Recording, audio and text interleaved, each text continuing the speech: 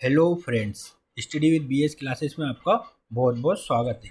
आज हम female reproduction system है ना, मादा प्रजनन तंत्र के बारे में जानेंगे। तो इसके अंदर का सबसे पहले देखेंगे हम ओवरीज, जिसे अंडाशय कहते हैं, उसको जानेंगे। ओविडक्ट, फेलोपियन ट्यूब जो होती है उसे जानेंगे। अंडा वाहिनी के बारे में जानेंगे। यूटेरस, गर्भाशय के बारे में जानेंगे। सर्वेक्स के बारे में जानेंगे और बर्थ कैनल जो होती है उसके बारे में जानेंगे। तो ये फीमेल रिप्रोडक्शन का सिस्टम है। ये यूटेरस है, ये जो है ये फेलोपियन ट्यूब है, ये अंडाशय है, ये सर्विक्स है, ये वाला क्षेत्र है ना, और ये बर्थ कैनाल है, ये बर्थ कैनाल है। ओवेरेज जो होता है प्राथमिक लैंगिक अंग होता है। इसके अंतर्गत अंडो उत्सर्जन और स्त्री लैंगिक हार्मोन का स्त्रवण होता है। अंडोत्सर्जन के अंतर्गत अंडाणु को मुक्त करना होता है और स्त्री लैंगिक हार्मोन का स्त्रवण के अंतर्गत एस्ट्रोजन और प्रोस्टेस्टेरोन होता है। 10 से 12 वर्ष की उम्र में अंडाशय सक्रिय होते हैं। क्या होते हैं? सक्रिय होते हैं। अंडोत्सर्जन की प्रक्रिया शुरू होती है तथा मादा लैंगिक हार्मोन स्रावित होता है, जिसके कारण द्वितीयक लैंगिक लक्षण प्रकट होते हैं। एस्ट्रोजन क्या होता है? यह द्वितीयक लैंगिक लक्षण के विकास और अंडोत्सर्जन में सहायक होते हैं। इसे ब्यूटी हार्मोन भी कहते हैं, है ना। प्रोगेस्टेरोन ये क्या होता है? ये प्रेगनेंसी हार्मोन होता है। ये गर्भाधान का हार्मोन है। इसकी मात्रा गर्भाधान के समय अधिक होती है, जो गर्भ को बनाए रखने में सहायक होती है ना, गर्भ को बनाए रखने में सहायक होती है।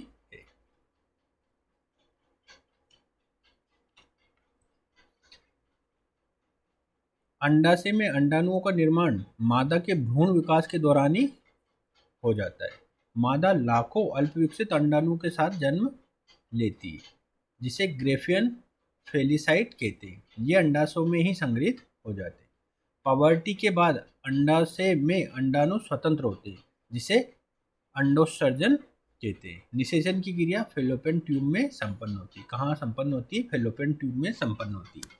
निषेचन के बाद यूमेन्स का निर्माण होता है तथा भ्रूण विकास की प्रक्रिया शुरू होती है। भ्रूण प्लेसेंटा के द्वारा गर्भाशय की दीवार से जुड़ जाता है, जिससे ऑक्सीजन तथा पोषक तत्वों की प्राप्ति होती है। गर्भाशय में भ्रूण विकास की प्रक्रिया पूरी होने के बाद बच्चे का जन्म होता है। सर्वेक्स क्या होता है? गर्भाशय के नीचे का स्थान जहां स्पर्म की प्राप्ति होती है, वो क्या कहलाता है? वो सर्वेक्स कहलाता है। सर्वेक्स में एचपीवी, ह्यूमन पोपिलोमा वायरस के संक्रमण से सर्वाइकल कैंसर होता है ना, सर्वाइकल कैंसर होता है। ट्यूबेक्टोमी क्या होती है? ये महिलाओं में परिवार नियोजन का ऑपरेशन है, जिसमें फेलोपियन ट्यूब को काटकर बांध दिया जाता है।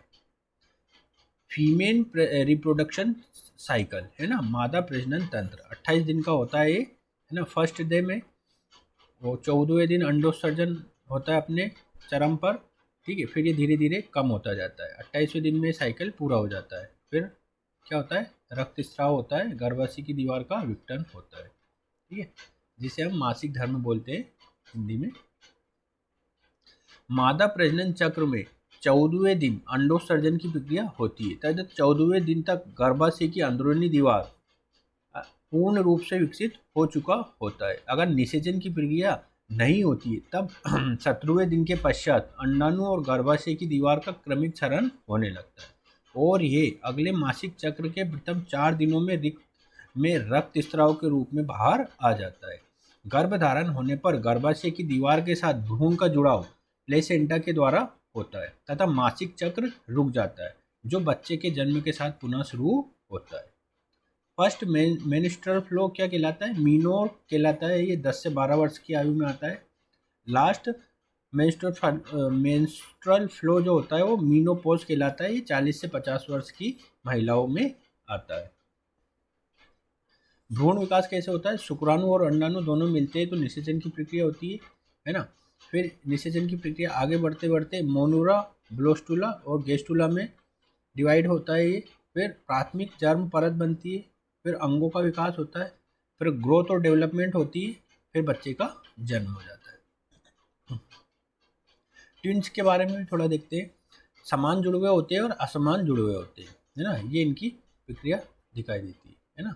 असमान जुड़वों में अलग रहते हैं और समान जुड़वों में भौतिक और आनुवंशिक समानताएं पाई जाती है ना। समान जुड़वों, डायगोटिक ट्विंस भी होते हैं असमान जुड़े, है ना। इसके भौतिक और आनुवंशिक लैंगिक असमानता होगी। इनमें असमान जो जुड़वे होंगे ना, जुड़वा बच्चे हो जाते हैं ना कभी कभी, वो इसके बारे में बताया गया है। अब हम जानेंगे सजीव जगत के बारे में, है ना। सजीव जगत 5 प्रकार से डिवाइड होता है: मोनेरा, प्रोटिस्टा, प्लांटी, एनिमली और फंगाई, है ना। इनके सेल कहते होते हैं। मोनेरा का प्रियोक्राइटिक होता है, प्रोटिस्टा का यूकोरियोटिक होता है, यूकोरियोटिक इसका भी होता है, प्लेंटी का, एनीमिया का भी यूकोरियोटिक होता है और फंगी का भी यूकोरियोटिक होता है। मोनेरा यूनिसेलुलर होता है, प्रोटिस्टा भी यूनिसेलुलर होता है, प्लांटी मल्टीसेलुलर होता है, एनिमिलिया मल्टीसेलुलर होता है और फंगाई भी मल्टीसेलुलर होता है। मोनेरा में सेल वॉल पाई जाती है ना, सेल वॉल पाई जाती है। प्रोटिस्टा में भी सेल वॉल पाई जाती है और नहीं भी पाई जाती है, इस तरह के कुछ होता है इसमें, है ना। सेल वॉल कुछ में पाई जाती है, कुछ में नहीं पाई जाती। इनमें भी कुछ में पाई जाती है, कुछ में नहीं पाई जाती। प्लांटी में सेल वॉल पाई जाती है, एनिमिलिया में सेल वॉल नहीं पाई जाती है और फंगाई में सेल वॉल पाई जाती है ना।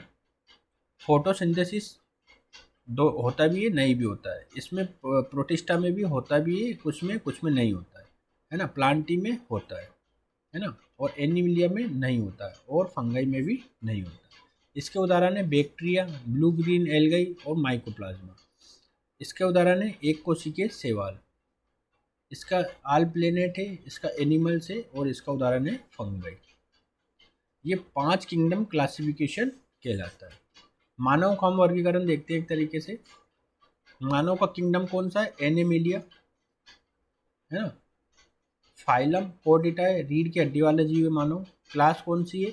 मेमेलिया है, स्तनधारी है, जन्म, शरीर पर बाल होते हैं, है ना। ऑर्डर कौन सा है? प्राइमेटा, है ना। फैमिली कौन सी है? होमोनॉइड, फ्लैट फेस होता है। जीनस कौन सा है? होमो, अपराइट पोस्चर होता है। और स्पेसीज कौन सी है? सेपियंस, है ना। स्पेसीज कौन सी है? सेपियंस। अब हम देखेंगे एनिमल क्लासिफिकेशन। एनिमल क्लासिफिकेशन को प्रोटोजोआ, पोरीफेरा, सेलेंड्रेटा, पोलीथाइमेलस, निमेंडेथमस, एनेलिडा, एंथ्रोपोडा, मोलस्क, इसेंट्रोमिडा, कोर्डेटा में विभाजित किया जाता है ना। प्रोटोजोआ क्या होता है? विकास क्रम की दृष्टि से ये प्रथम जंतु संघ है। इस समूह में एक कोशिकीय जंतु आते हैं जो स्वतंत्र या परजीवी हो सकते हैं। उदाहरण कौन कौन से? अमीबा, पैरामीशियम, है ना, सैंड फ्लाई, शिशी जो मछली होती है वो, प्लाज्मोडियम, मलेरिया जो मादा एनोफिलीज से इसका संबंध है। यूग्लिना, ये पादप और जंतु के बीच की कड़ी है। यूग्लिना क्या है? पादप और जंतु के बीच की कड़ी है। पोरीफेरा, ये बहुकोशिकीय संरचना है लेकिन इसमें ऊतकों का विकास नहीं होता है। इसमें विशिष्ट केनल तंत्र पाया जाता है जिसमें जीवन की सभी क्रियाएं चलती है। इसमें जीवन की सभी क्रियाएं चलती है ना। इसमें पूरे शरीर में छिद्र होते हैं। साइकॉन, यूफेसिफेला सभी समुद्री, स्पोंजिला फ्रेश वाटर होता है ऐसी मोनली। सिलेंड्रिटा, सिलेंड्रिटा क्या होता है? बहुकोशिकीय संरचना जिसमें ऊतक संरचना पाई जाती है लेकिन अंग और अंग तंत्र का विकास नहीं होता है। इनके शरीर में सीडोनोब्लास्ट पाया जाता है जिसमें ये डंक मारते हैं। इस संघ के जीव मूंगे की चट्टान का निर्माण करते हैं, कोरल रीफ्स का निर्माण करते हैं। प्लेंटी हेलेमिथस, ये टेप वोम, फ्लेट वोम इसके उदाहरण होते हैं। इसमें अंग स्तर की शारीरिक संरचनाएं पाई जाती है। इसमें ज़्यादातर जीव क्या होते हैं? परजीवी होते हैं। उदाहरण टेप वोम जो मैंने अभी बताया था, लीवर फ्लू जो भेड़ परजीवी होता है वो, प्लेनिरिया पुनरुत्पादन की अत्यधिक क्षमता होती है इसके अंतर्गत। नीमेथेमेलिहस, ये क्या होता है? नीमेटिडा, नीमेटोडे भी बोलते हैं। इसमें अंग पाए जाते हैं तथा अंग तंत्र अर्ध विकसित होता है। ये परजीवी के रूप में पाए जाते हैं, जैसे एस्केरिसिस या राउंड वॉर्म मानव परजीवी जो होता है ना, वोल्वियोचिरिया है ना, फ्लेरिया रोग होता है इससे, इलेफेंटिटिस हाथी पाँव है ना, pink worm, hookworm, Annelida ये विकसित जंतु संघ है जिसमें अंगतंत्र संरचनाएं पाई जाती है। इसका विशिष्ट लक्षण खंडित शरीर है। क्या है? खंडित शरीर, जैसे अर्थवॉर्म, सैंडवॉर्म, सी माउस है ना, लीच या जोग जो होता है। आर्थ्रोपोडा, आर्थ्रोपोडा क्या होता है? इसका विशिष्ट गुण संधिपाद है, जॉइंट लेग है ना, इसका विशिष्ट गुण संधिपाद का पाया जाना है। इसका खुला परिसंचरण तंत्र पाया जाता है ना, इसमें खुला परिसंचरण तंत्र पाया जाता है। रक्त में आरबीसी अनुपस्थित होता है। ये सबसे बड़ा जंतु संघ है ना, सबसे बड़ा जंतु संघ ये है ना। महत्वपूर्ण वर्ग कौन कौन से? इसमें पूरे कीट वर्ग आते हैं, इंसेक्ट्स आते हैं, 3 जोड़ों वाले संधिपाद पाए जाते हैं, मॉस्किटो, एंट, कॉकरोच, होंग फ्लाई, ये सभी इसी के अंतर्गत आते हैं। एनारकिंडा ये क्या है? स्कॉर्पियन, स्पाइडर, माइट इसके अंतर्गत आते हैं। क्रस्कटा, झींगे, केकड़े। नेक्स्ट श्रेणी आती है हमारी मोलस्क। इनकी शारीरिक संरचना मुलायम ऊतकों से बनी होती है, जिन पर कैल्शियम कार्बोनेट के कवच पाए जा सकते हैं। ये दूसरा सबसे बड़ा जंतु संघ है। सीप, घोंघा कवच वाले, ऑक्टोपस, स्क्विड है ना, बिना कवच वाला। ये सबसे बड़ा अकशेरुकी जीव है स्क्विड। इसियन ऑन डेरमेटा है ना, ये थोड़ा इनका प्रोनाउंसिएशन कठिन होता है। इनकी त्वचा कांटेदार होती है, ये सीपों को खाते हैं है ना, ये सीपों को खाते हैं, इसलिए मोती बनाने वाले उद्योग के लिए नुकसानदेह है। उदाहरण कौन से? स्टारफिश, ब्रिटिल स्टार, सी ककम्बर। नेक्स्ट आता है हमारा कोर्डेटा, लास्ट वाला। इसका विशिष्ट गुण क्या है? रीढ़ की हड्डी होती है, इनमें क्या होती है? रीढ़ की हड्डी होती है। नर्वस सिस्टम पीठ की तरफ होता है, डोर्सल। रक्त परिसंचरण तंत्र पाया जाता है इनमें। इनमें गिल स्लिट का पाया जाता है, इसमें पूंछ का पाया जाना होता है। अब देखते हैं प्लांट क्लासिफिकेशन। प्लांट क्लासिफिकेशन को 2 भागों में बांटा जाता है, अपुष्पी और पुष्पी है ना। अपुष्पी के अंतर्गत आता है थेलोफाइटा, ब्रायोफाइटा और टेरिडोफाइटा है ना। पुष्पी के अंतर्गत आता है जिम्नोस्पर्म और एंजियोस्पर्म। थेलोफाइटा के बारे में जानते हैं, ये सरलतम पादप वर्ग है जिनमें शैवाल आता है। इनकी संरचना जड़, तनों और पत्तों में विभेदित नहीं होती है। इस संरचना को थैलस कहते हैं। इसके प्रजनन के लिए जल की आवश्यकता होती है, इसलिए ये समूह जल में पाया जाता है। शैवाल प्रकाश संश्लेषी होते हैं और कई रंगों में पाए जाते हैं। उदाहरण ग्रीन एल्गाई, रेड एल्गाई, नील शैवाल है ना, ब्राउन। लाल शैवाल में अत्यधिक मात्रा के कारण रेड टाइड की घटना होती है। उदाहरण स्पाइरोगाइरा, लोटेस, क्लेरा, ये इसके उदाहरण है। नेक्स्ट आता है हमारा ब्रायोफाइटा। इसे पादप का उभयचर है ना, इसे पादपों का उभयचर कहा जाता है क्योंकि ये जमीन पर उगते हैं, लेकिन प्रजनन के तौर पर आवश्यक रूप से जल की आवश्यकता होती है। इसमें जाइलम और फ्लोएम नहीं होते, इसके कारण जड़, तने और पत्ते आदि विकसित नहीं होते। उदाहरण क्या है इसके? मोसेस, लीवरवर्म है ना, लीवरवर्ट्स ये होते हैं। ये पारिस्थितिकी अनुक्रमण में महत्वपूर्ण भूमिका निभाते हैं। तीसरा आता है हमारा टेरिडोफाइटा। ये पहला पादप संघ है जिसमें जाइलम और फ्लोएम की संरचना पाई जाती है, इसलिए पत्ते, जड़ और तना विकसित अवस्था में होते हैं। इसमें फल, फूल और बीज नहीं होते। इसका प्रयोग मुख्य रूप से सजावटी रूप में किया जाता है, जैसे फर्न, हॉर्स टेल है ना। नेक्स्ट आता है हमारा जिम्नोस्पर्म। ये विकसित पादप संघ है जिसमें जड़, तने, पत्ते विकसित अवस्था में पाए जाते हैं। इसमें बीज व पुष्प होते हैं, लेकिन फल नहीं होता है ना, जैसे नग्न बीज। उदाहरण साइकस, पाइन्स इसके उदाहरण है। नेक्स्ट आता है हमारा एंजियोस्पर्म। सर्वाधिक विकसित पादप संघ है जिसमें बीज फलों के अंदर पाए जाते हैं। इसके दो प्रकार है, कौन कौन से? मोनोकोट, ये एक प्रकार के पत्र होते हैं, इसके अंतर्गत अनाज, पत्ता वगैरह, जो उदाहरण पत्ता है वो आता है। डाइकोट, इसमें द्विबीज पत्र आते हैं, इसके अंतर्गत दलहन, तिलहन, है ना, वो होता है ना। इसमें एक ही फल, मतलब एक ही अंदर बीज रहता है, पत्ते जैसे आपने दलहन सोयाबीन देखा होगा तो उसके अंतर्गत बहुत सारे छोटे छोटे सोयाबीन्स के टुकड़े रहते हैं वो, ठीक। अब हम देखते हैं बायोटेक्नोलॉजी। बायोटेक्नोलॉजी के अंदर क्या क्या देखेंगे हम? बेसिक कॉन्सेप्ट देखेंगे, इसकी एप्लीकेशंस देखेंगे, है ना, और इसके मुद्दे चिंताएं क्या क्या जानेंगे, और भारत में इसकी स्थिति क्या है उसको जानेंगे। तो देखते हैं सबसे पहले बायोटेक्नोलॉजी होती क्या है, जीव विज्ञान क्या होता है, जैव तकनीक क्या होती है।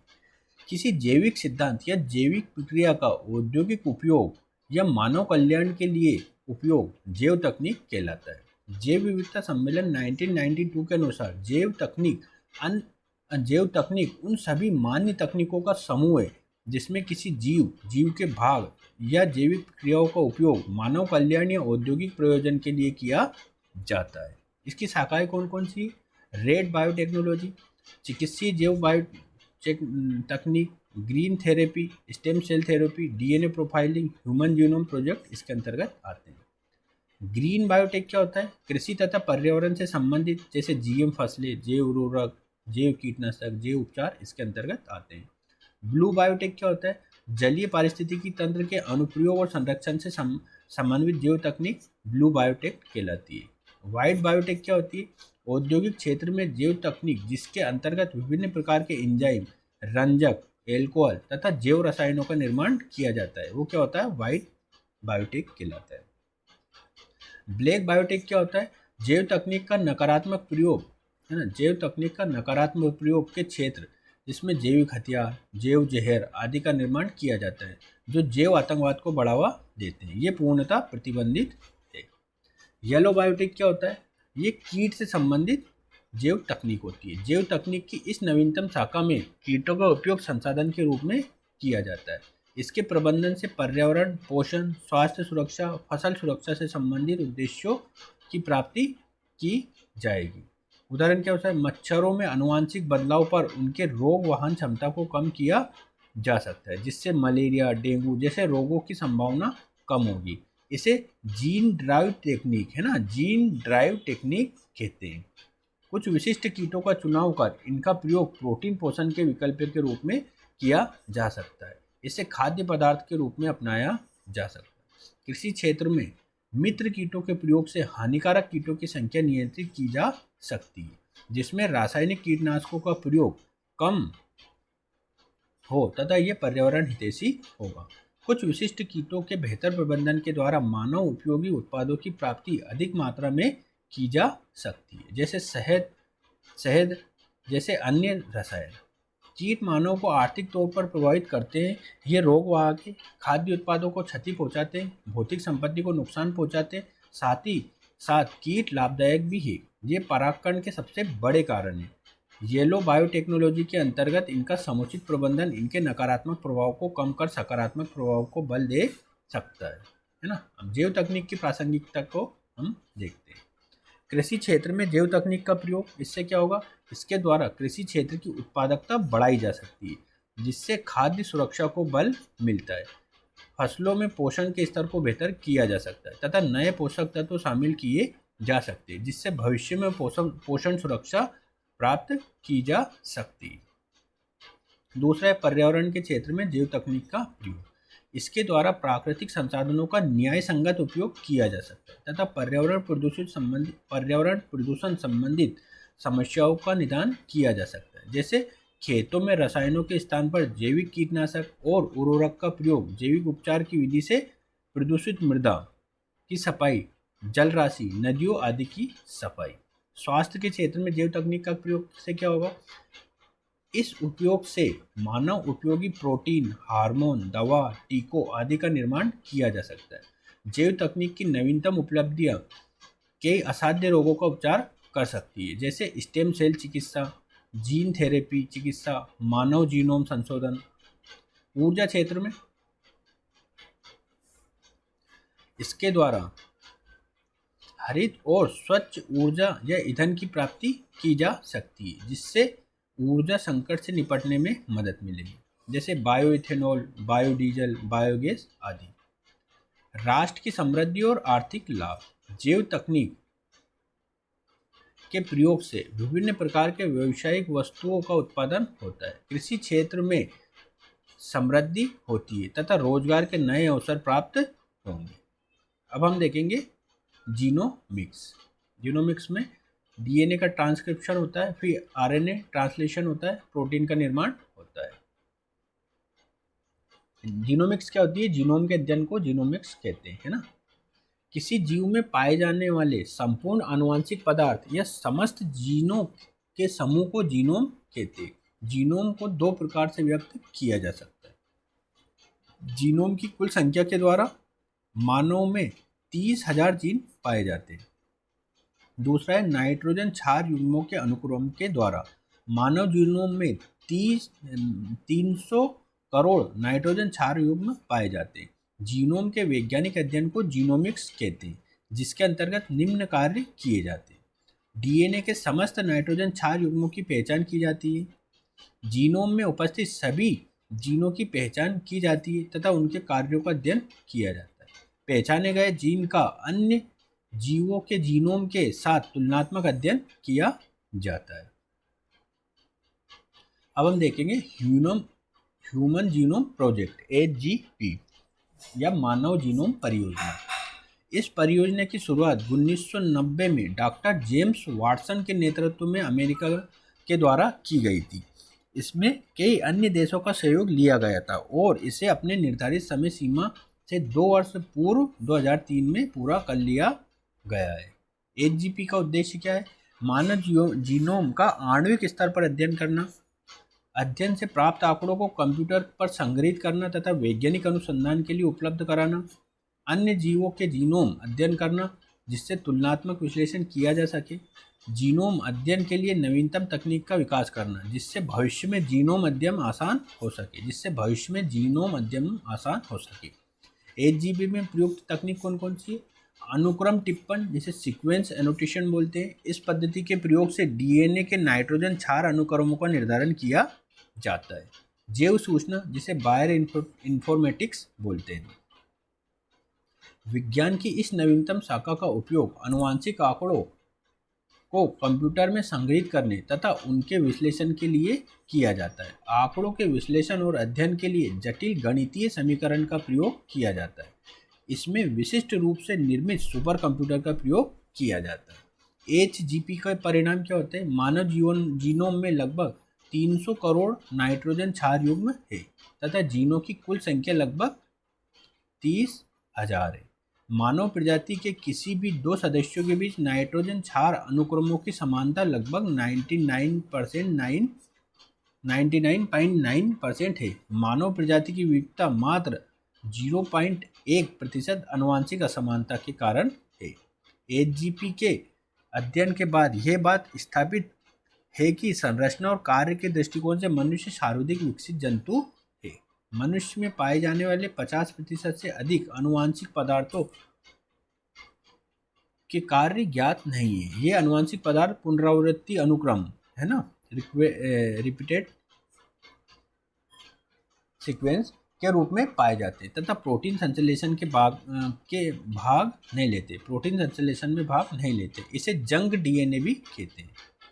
गुणसूत्र संख्या 1 पर सर्वाधिक जीन तथा गुणसूत्र संख्या Y पर सबसे कम जीन पाए जाते हैं ना, सबसे कम जीन पाए जाते हैं।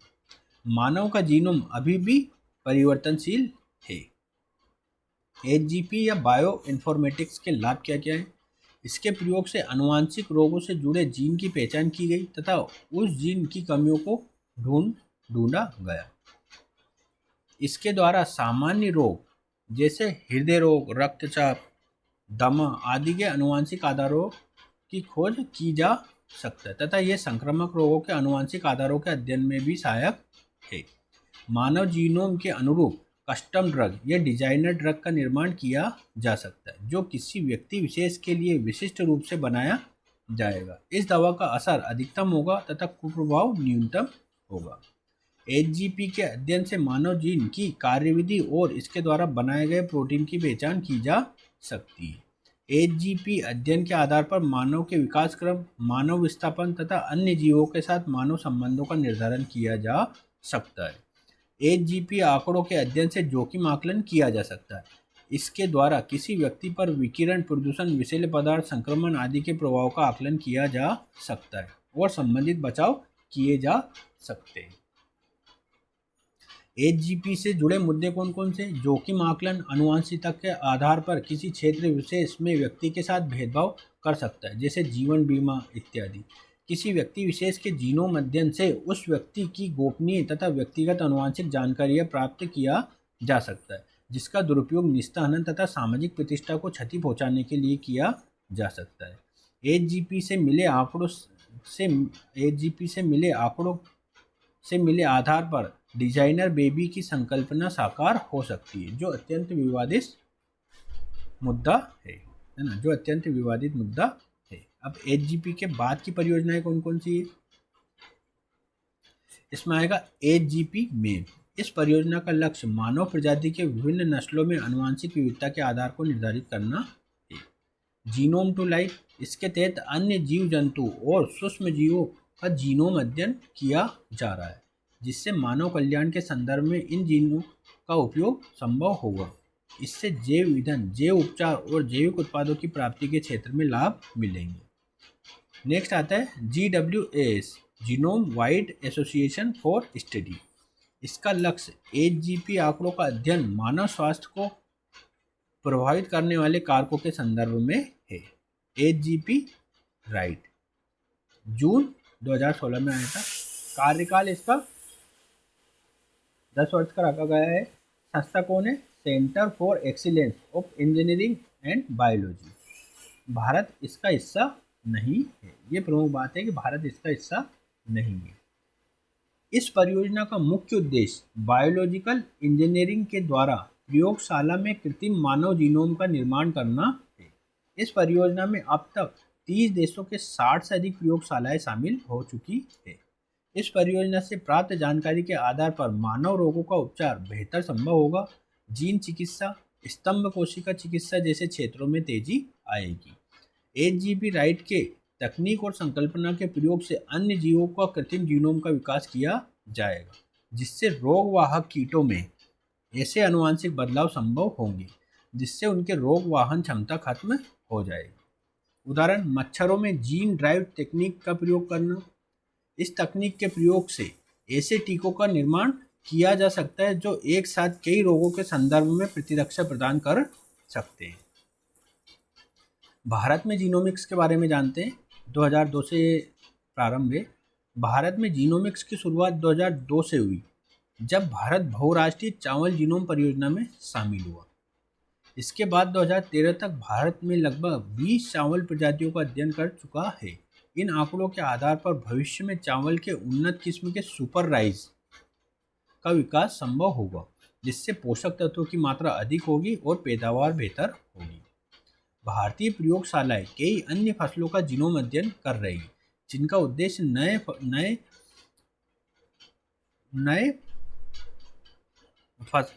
फसल के किस्मों का विकास करना है, जैसे गेहूं, गन्ना, आलू, सरसों, चना, रागी और बाजरा। रागी और बाजरे के जीनोम के अध्ययन से सूखा रोधी फसलों का विकास संभव होगा। भारत में हल्दी और तुलसी के जीनोम भी तैयार किए गए, जिनका उद्देश्य इनके औषधीय गुणों का आनुवंशिक विश्लेषण करना है। भारतीय वैज्ञानिकों ने राइजोबियम जीवाणु के जीनोम के अध्ययन से प्राप्त आंकड़ों के आधार पर कुछ आनुवंशिक परिवर्तनों के साथ जैव उर्वरक के रूप में विकसित किया है ना। ICMR Indian council of medical research ने मानव जीनोम भारत में का विश्लेषण ऐसे रोगों के संदर्भ में कर रहा है जो भारत में तेजी से फैल रहे हैं, जैसे मुंह का कैंसर, फेफड़े का कैंसर, अंडाशय का कैंसर, हृदय रोग, मधुमेह, इनके बारे में अध्ययन कर रहा है।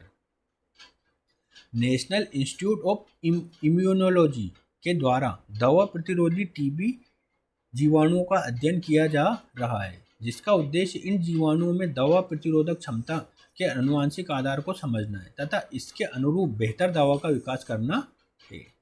साउथ ईस्ट एशिया कंसोर्टियम के तहत पूरे दक्षिण पूर्व एशिया से 1 लाख मानव जीनोम के अध्ययन की योजना है। इसमें भारत की भागीदारी 30,000 मानव जीनोम अध्ययन की होगी। इसे जीनोम डेटाबेस प्रोजेक्ट कहा गया है और इसे पूरा करने की जिम्मेदारी बेंगलोर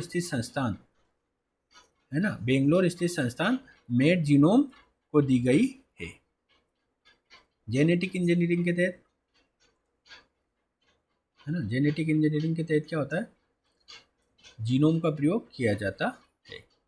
जीएम क्रॉप फसल, ट्रांसजेनिक फसल, बीटी कॉटन, बीटी बैगन, जीएम सरसों, बीटी मेज, जीएम सोयाबीन, जीएम कैनोला जिसे रेपसीड बोलते हैं, गोल्डन राइस, फ्लोरा सावा, टोमेटो, ये सब जीएम फसलें भारत में मतलब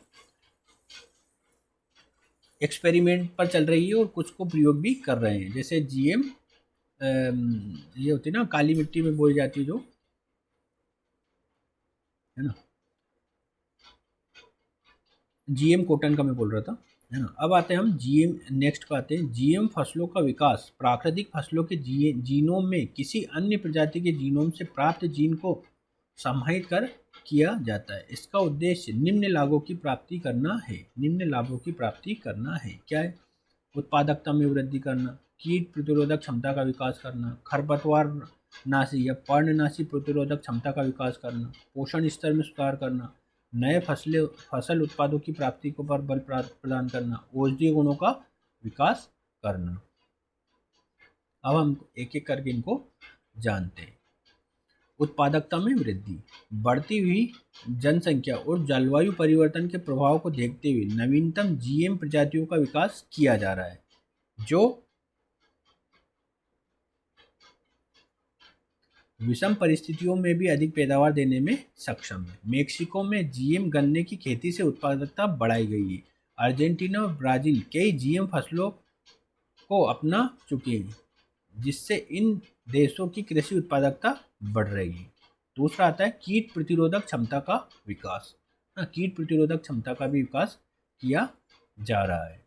बीटी कपास का विकास अमेरिकी बहुराष्ट्रीय कंपनी मोनसेंटो के द्वारा किया गया है। इस फसल के द्वारा मृदा जीवाणु B2 के क्राइवन एसी जीन को कपास के जीनोम में प्रतिरोपित किया गया है। इस जीन के प्रभाव में बीटी कपास की कोशिकाएं एक विषैले प्रोटीन का निर्माण करती है जो बालवॉर्म को मारकर कपास की फसल को सुरक्षा प्रदान करता है। बीटी कपास के प्रयोग से रासायनिक कीटनाशकों के प्रयोग में कमी आती है जिससे पर्यावरणीय संरक्षण को बल प्राप्त होता है। बीटी बैंगन का विकास मोनसेंटो के बीटी तकनीक पर आधारित है। बीटी की इस प्रजाति में बीटी से प्राप्त CPR2 जीन को प्रतिरोपित किया गया है जिसके प्रभाव में बैंगन की कोशिकाएं विषैले प्रोटीन का निर्माण करती है तथा कीटों से संरक्षण प्रदान करती है।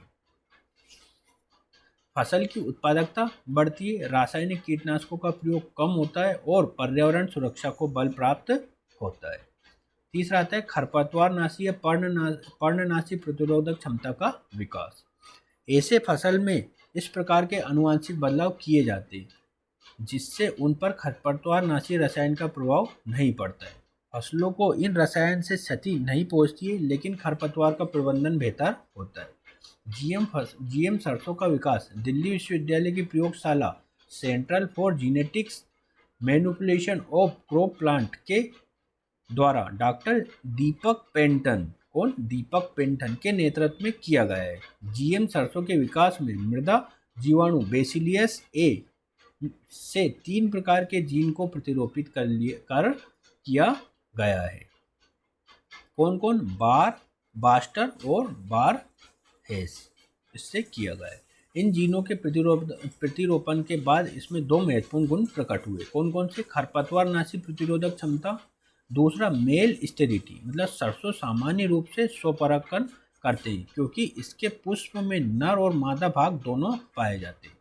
जीएम सरसों में नर भाग को निष्क्रिय कर दिया जाता है जिससे जीएम सरसों के प्रयोग से अन्य सरसों संकर प्रजातियों का विकास संभव हो पाएगा। जीएम सरसों के प्रयोग से सरसों की उत्पादकता में 30 से 35% तक की वृद्धि की जा सकती है। लंबे समय तक खेतों में परीक्षण के बाद GEAC genetic engineering appraisal committee इसे वाणिज्यिक कृषि के उपयुक्त बताया। मतलब 2017 में इसको अप्रूवल दे दिया। किसने? GEAC genetic engineering appraisal committee ने इसको अप्रूवल दे दिया। हालांकि इसे अपनाए जाने के संबंध में अंतिम फैसला पर्यावरण और वन मंत्रालय के द्वारा किया जाएगा। पोषण स्तर में भी सुधार होता है ना। गोल्डन राइस का विकास Swiss federal institute of technology और पीटर बोयल के द्वारा किया गया है। इसमें सामान्य चावल के जीनोम में डैफोडिल से प्राप्त बीटा कैरोटीन जीन को प्रतिरूपित किया गया है, जिसमें चावल का रंग सुनहरा पीला हो जाता है। 2005 में गोल्डन राइस 2 का विकास भी किया गया है, जिसमें बीटा कैरोटीन की मात्रा 23 गुना अधिक है और इसमें पर्याप्त विटामिन ए की प्राप्ति होती है।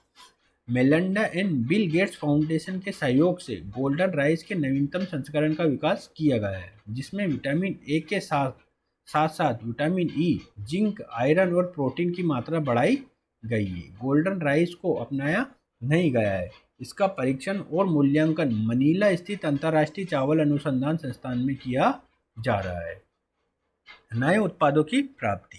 जीन अभियांत्रिकी के द्वारा कुछ ऐसे उत्पादक प्रजातियों का विकास किया गया है जो फसल के नए पदार्थों का संश्लेषण कर सकते हैं। जैसे मटर की जीएम प्रजाति, जिसमें अंडों में पाए जाने वाली एल्बुमिन प्रोटीन पाया जाता है। टमाटर की जीएम प्रजाति, जिसमें इंसुलिन की मात्रा पाई जाती है। सरसों की जीएम प्रजाति, जिसमें मछली या शैवाल के तेल पाए जाते हैं।